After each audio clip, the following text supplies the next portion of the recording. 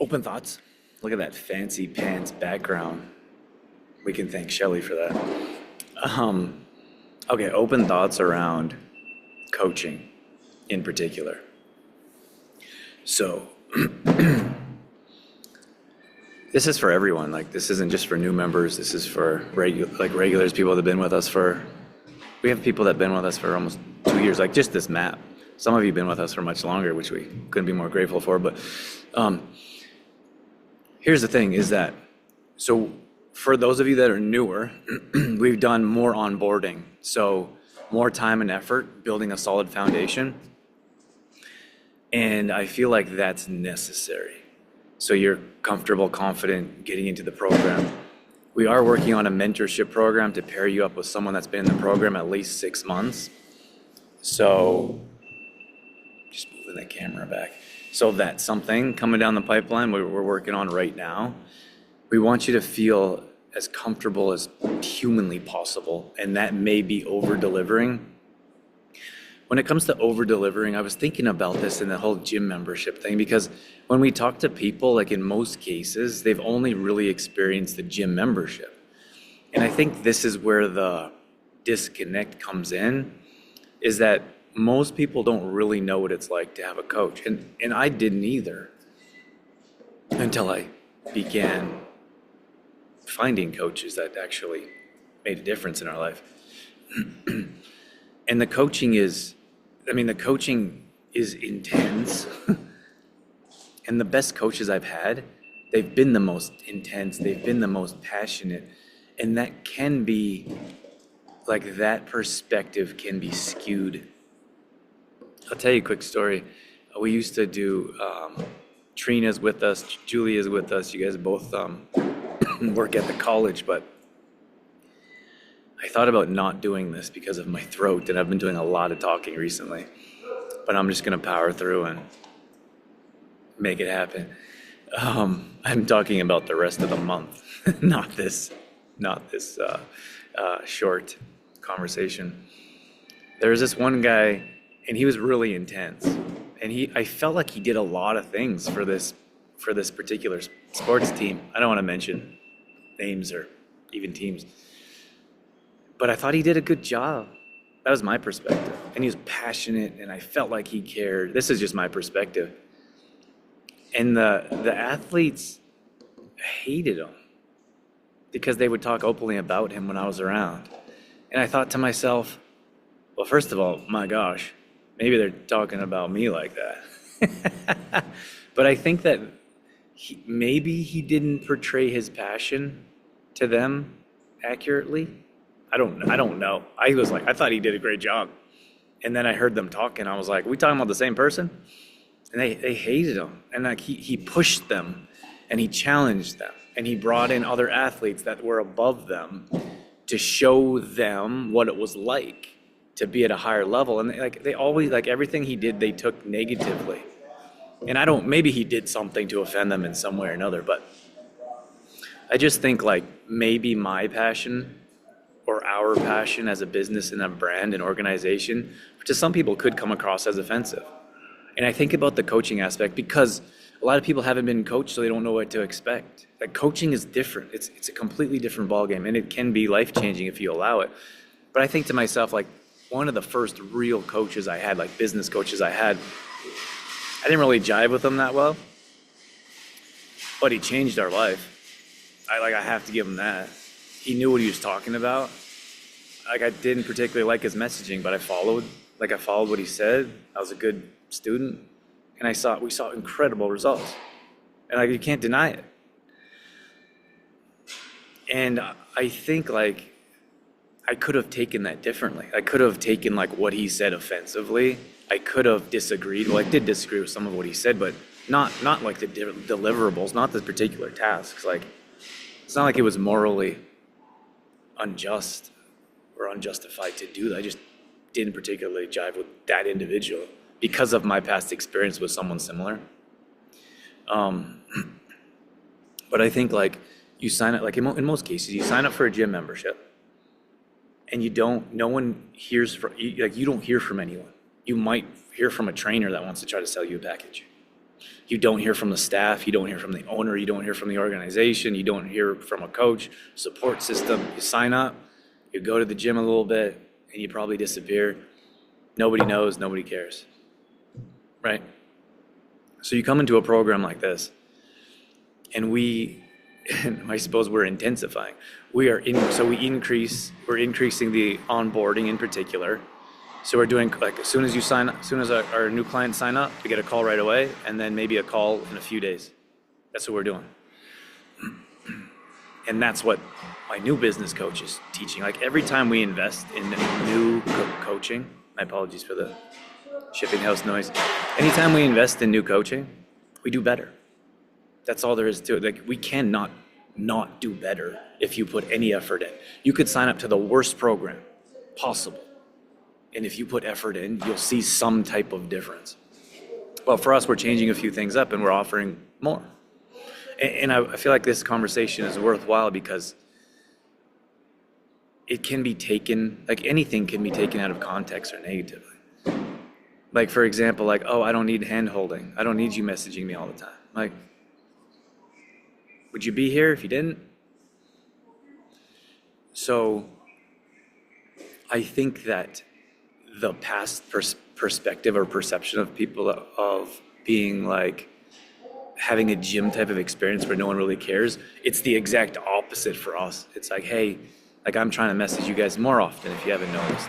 I'm trying to offer more accountability. We want to work on a document together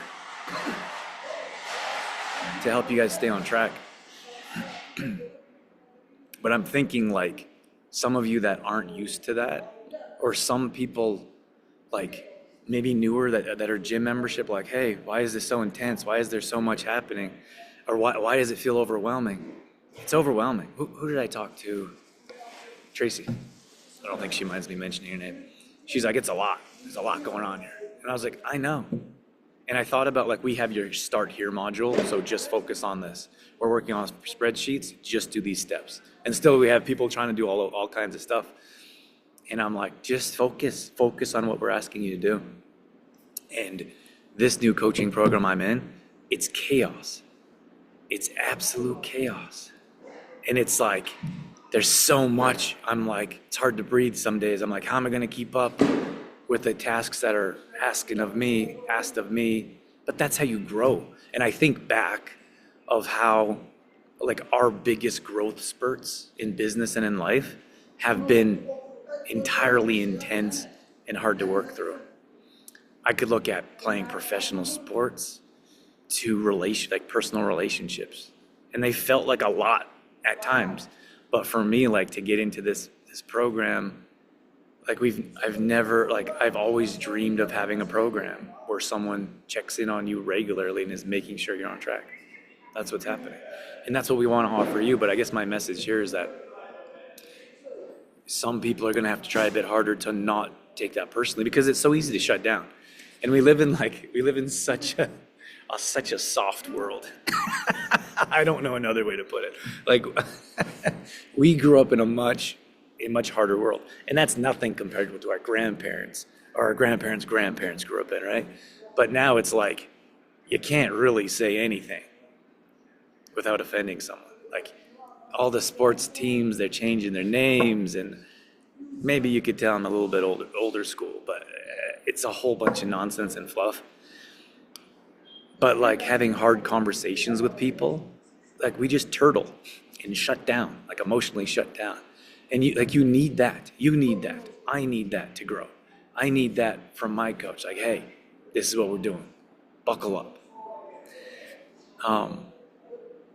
And I want to be that for you guys. But if I'm pushing and you're shutting down, or if I'm checking in, that's why I told you guys about I mentioned this a few times, but it's the whole psychological aspect of, like, if I'm reminding you too much, you're going to shut down. So there has to be, like, a happy balance or a happy medium of reminding you enough so it's not annoying. But I feel like a lot of times people just shut down, like, oh, because they're used to no accountability, or we're used to no one checking in. When you have someone checking in regularly, like, oh my gosh, they're upset with me, or what am I doing wrong, or I'm not seeing the results. I'm going to disappoint them. Like, that's not what coaching is about. Coaching is about someone being there with you, offering accountability on a regular basis. That's what coaching is about. And you could look at, that's why I don't really like group coaching. Like, I don't like it for me, myself personally. I've been coached in group coaching atmospheres. It doesn't make nearly it doesn't offer nearly the benefit of a one-on-one coach, because you have customized support. But you have to be available. You have to be mentally, emotionally ready to be coached. That's why I ask like our audience, like, are you ready to be coached? A lot of people aren't ready for a coach. They don't know what that entails, but the group atmosphere is okay. But I mean, it's better than nothing. And I've definitely learned a lot from being in group atmospheres, but it's really the individual one-on-one coaching, someone checking up on you, someone customizing. But again, that goes back to you guys putting in the work and showing up and being there regularly. Something like this is how we've been doing this for years. So I'll have conversations with people, great, inspired, ready to rock, doing their steps. And then they start to fade a little bit. And I'm there like, hey, what's going on? Let's get back on track. Okay. And then like little bit get on track and then disappear. And I'm like, hey, where are you at? And then taking longer to answer back. That's why I said like being responsive is super important. So taking longer to answer back and then like not following the tasks and not staying on point. So I'm thinking to myself, how can I offer our members the best support possible without having them mentally or emotionally shut down?